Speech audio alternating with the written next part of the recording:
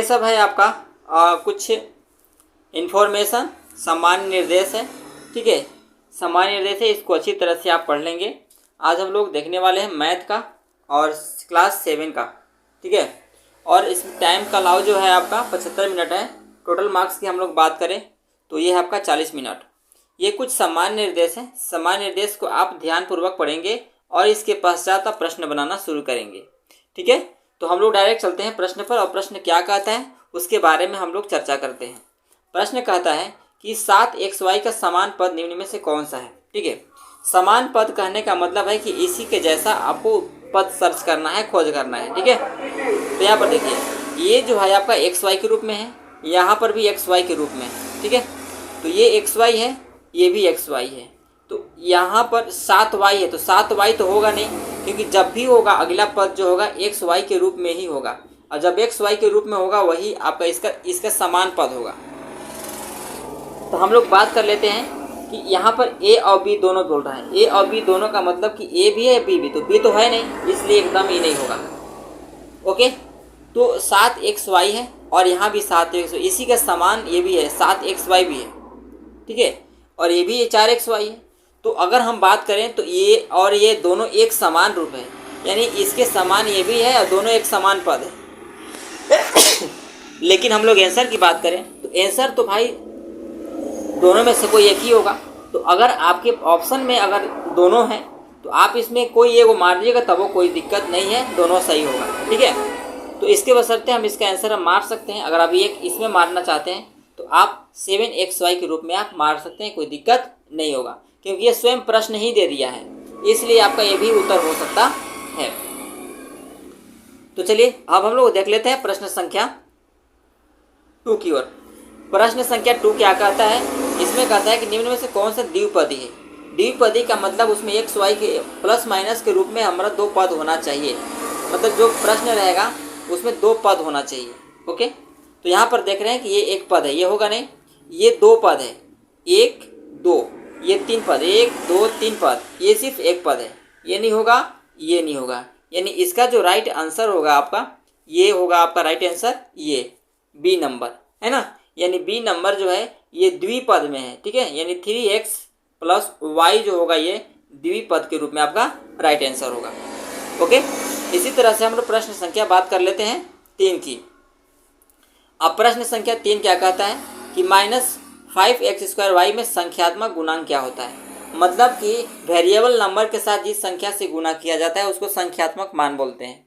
Variable number जैसे x हो गया, y हो गया, z हो गया, xyz हो गया, ये सब जो है आपका वेरिएबल नंबर है। ओके, तो हम बात कर लेते हैं कि जब ये वेरिएबल नंबर है तो हम देखेंगे -5x² है, तो यहाँ पर ये जो x² जो है ये वेरिएबल नंबर है, इसके साथ किससे गुना किया गया है, तो आप कहेंगे इसके साथ जो है आपका गुना किया गया है ये 5 से, यानी इसका answer -5 is the right answer, यानी -5 इज द राइट आंसर होगा। ओके, यानी इसका आंसर जो होगा आपका डी होगा।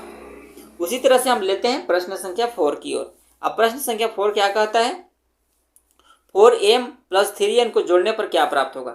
यानी जब हम 4m को और 3n को जब हम जोड़ेंगे तो क्या प्राप्त होगा। तो इसमें कुछ प्राप्ति m में है कि n है, तो ये दोनों तो जुटने की बात नहीं है, दोनों जुटेगा नहीं, यानी इसको जस के तस ही यह आंसर होगा। ठीक है, तो ये होगा नहीं, ये होगा नहीं, ये भी नहीं होगा, इसका आंसर ये राइट होगा, यानी D is the right answer, यानी 4 का आंसर जो होगा आपका डी राइट आंसर होगा। ओके, उसी तरह से हम लोग प्रश्न संख्या बात कर लेते हैं 5 की।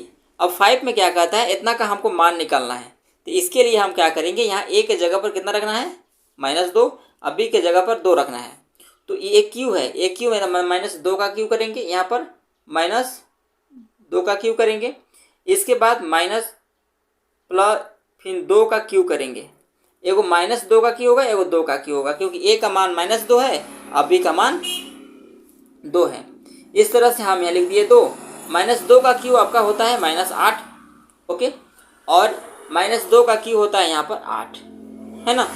इस तरह से हम बटा 2 कर दिए, 8 और 8 जोड़ेंगे तो कितना होगा, 8 8 जोड़ेंगे तो मेरा होता है -16। अब -16 में जब 2 से भाग देंगे तो 2 8 16 यानी -8 इज द राइट आंसर। यानी इसका आंसर जो होगा आपका ये होगा। ओके, यानी प्रश्न संख्या 5 का जो आंसर होगा आपका -8 होगा, है ना। उसी तरह से अब हम लोग बात कर लेते हैं कि यहाँ पर प्रश्न संख्या 6 क्या कहता है। प्रश्न संख्या 6 देखते हैं। समीकरण n + 5 = 9 है, यानी हमको n का मान निकालना है। तो n का मान निकालने के लिए हम क्या करेंगे, n = 19, ये है प्लस में, इधर होगा माइनस में,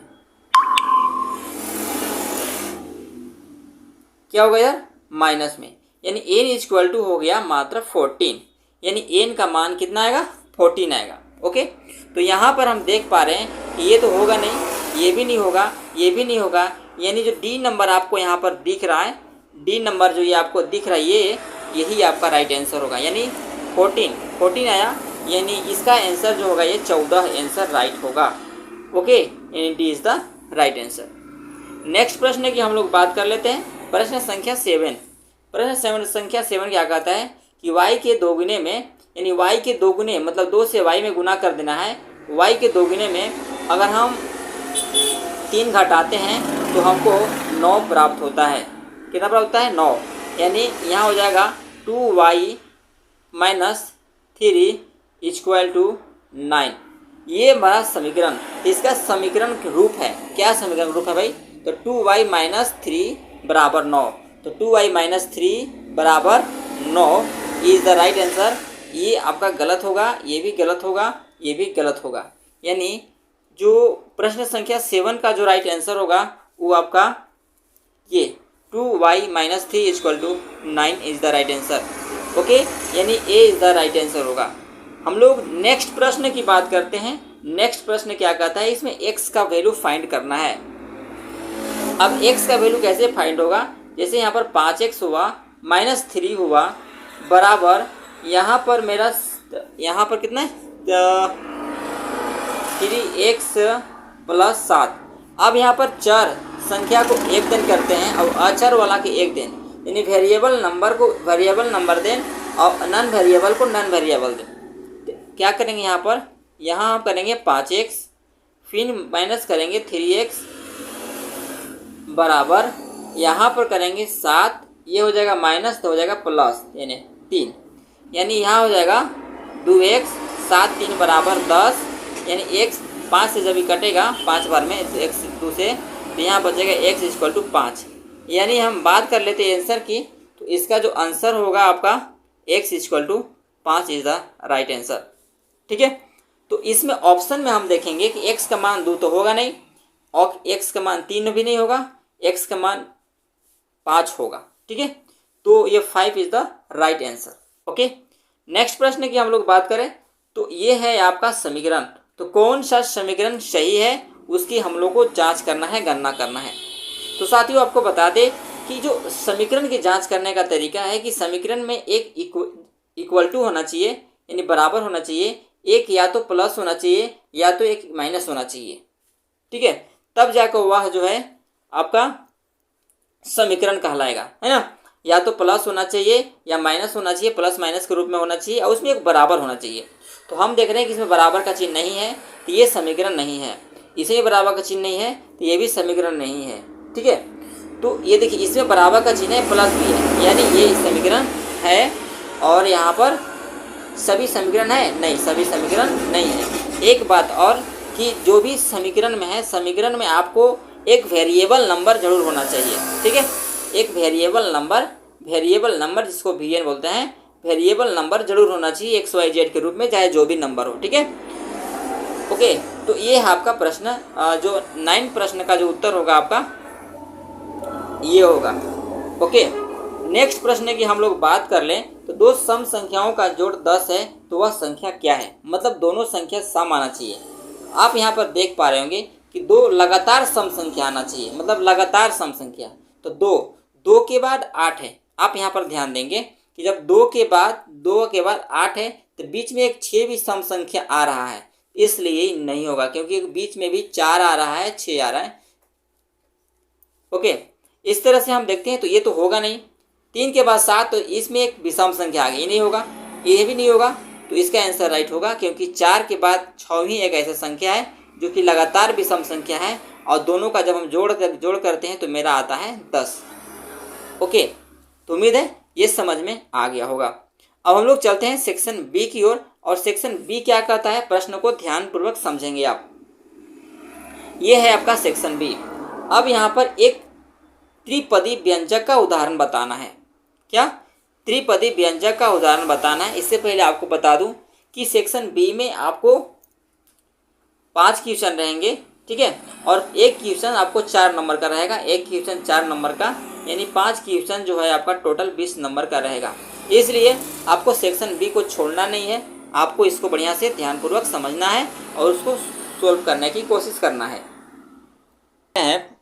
प्रश्न संख्या 11 की, तो कह रहे कि एक त्रिपदी व्यंजक का उदाहरण देना है, मात्र एक ही बोला है, तो हम क्या करेंगे, एक त्रिपदी, इसका मतलब हुआ कि 3 पद होना चाहिए, मतलब प्लस माइनस के रूप में उसमें 3 नंबर होना चाहिए, ठीक है, उसमें कोई वेरिएबल नंबर होना चाहिए, और नॉन वेरिएबल नंबर को मिला करके हम त्रिपदी एक व्यंजक प्राप्त करते हैं। जैसे कि यहाँ पर देख सकते हैं, ये हुआ x + y + 1, ये हुआ आपका त्रिपदी, क्योंकि 1 2 3 ये 3 पद हुआ। इसी की तरह अगर और दूसरा एग्जाम्पल की बात कर लेते हैं, तो ये 2x + y + z, ये भी आपका त्रिपदी है ना, क्या है, यह भी आपका त्रिपदी है, मतलब प्लस माइनस के रूप में आपको 3 पद की संख्या आपको लिखना है। इसमें भी जैसे कि एक और हो सकता है, 2x - y + 3, ये भी आपका त्रिपद में है। अगर इसकी जगह पर y स्क्वायर रहेगा तब वो आपका त्रिपद में ही है, ठीक है। तो इसमें से आप कोई एक ऑप्शन, इसमें से आप कोई एक लिख सकते हैं, कोई दिक्कत नहीं होगा। नेक्स्ट हम लोग बात कर लेते हैं प्रश्न संख्या 12 की। इसमें जोड़ना है, इसको क्या करना है, जोड़ना है। तो इसको सबसे पहले हम क्या करते हैं, इसको राइट कर लेते हैं, ठीक है, जो दिया है उसको लिख लेते हैं। मतलब यहाँ पर है 4mn, ठीक है, फिर है +2n + 5n - 3mn, ठीक है। इसके बाद फिर प्लस है आपका mn - 7n।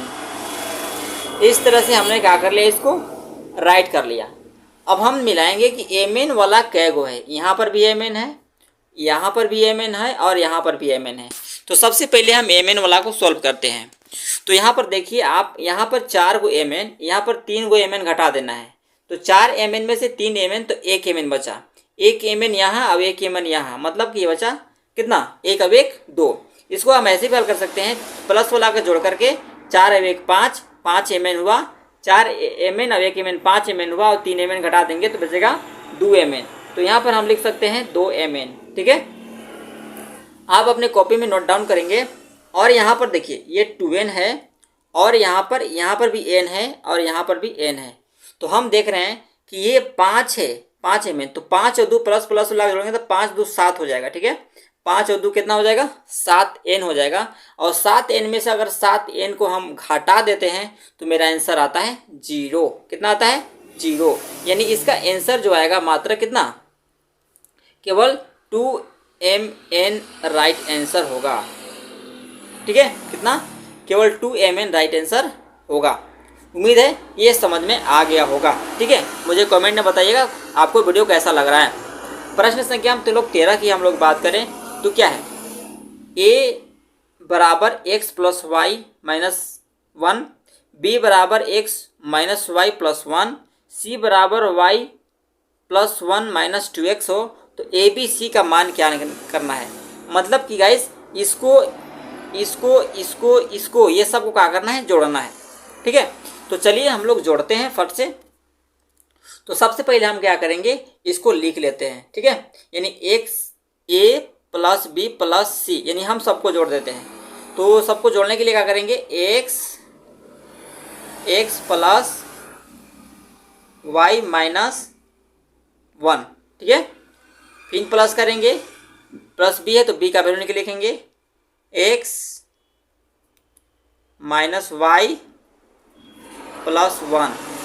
अब सी है तो सी के लिखेंगे प्लस, और वाई हो गया प्लस 1 माइनस 2x। ठीक है, इस तरह से हम क्या कर लिए, इन चीज़ों को हमने लिख लिया यहाँ पर। अब हम यहाँ पर कैटेगरी मिलाएंगे, x वाला के साथ मैच कराएंगे और y वाला के साथ मैच कराएंगे। देखिए x और x 2x में से 2x गया, हो गया 0। ठीक है, फिर क्या करेंगे, y हो गया, y में से y गया तो ये तो ख़त्म, y में से y ख़त्म हो गया। ओके, और यहाँ बच गया एक y। क्या बच गया, एक मात्र y बचा है, तो सिर्फ हम यहाँ पर लिखेंगे y। ठीक है, एक ही y बचा हुआ है। अब हम क्या करेंगे, नंबर जोड़ते हैं, तो ये -1 से +1 ख़त्म, बच गया मेरा केवल +1 बचा है। क्या बचा है, केवल यहाँ पर +1 बचा है। अब हम लिखेंगे +1, यानी इसका जो राइट आंसर होगा y + 1 is the right answer.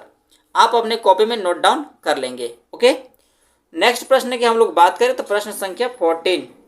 ये क्या करना है, इसको हल करना है। ठीक है, तो यहाँ पर आप देख रहे हैं कि x - 1/4 है और बराबर 2x - 1 हम यहाँ पर 1 छुपा हुआ है। ठीक है, इसको हम क्या करेंगे, क्रॉस मल्टीप्लाई इससे करेंगे और 4x से इस ऊपर वाला में करेंगे। ठीक है, तो इसको हम पहले लिख लेते हैं, तब आपको समझ में आएगा। x हो गया -1/4 बराबर इधर 2x - 1 नीचे 1 छुपा है।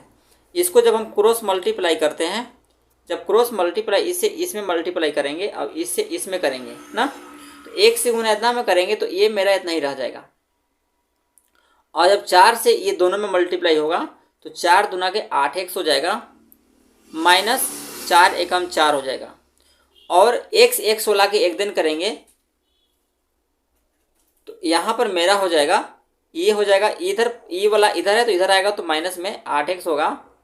ठीक है, और बराबर करेंगे, -4 होगा, इधर आएगा तो हो जाएगा प्लस, कितना होगा, इधर होगा तो इधर होगा प्लस, यानी यहाँ पर -7x = की हम लोग बात करें तो ये हो गया आपका कितना, -3 इज़ द राइट आंसर। इसके ख़त्म हो गया है ना, मतलब 7x = 3 आ गया।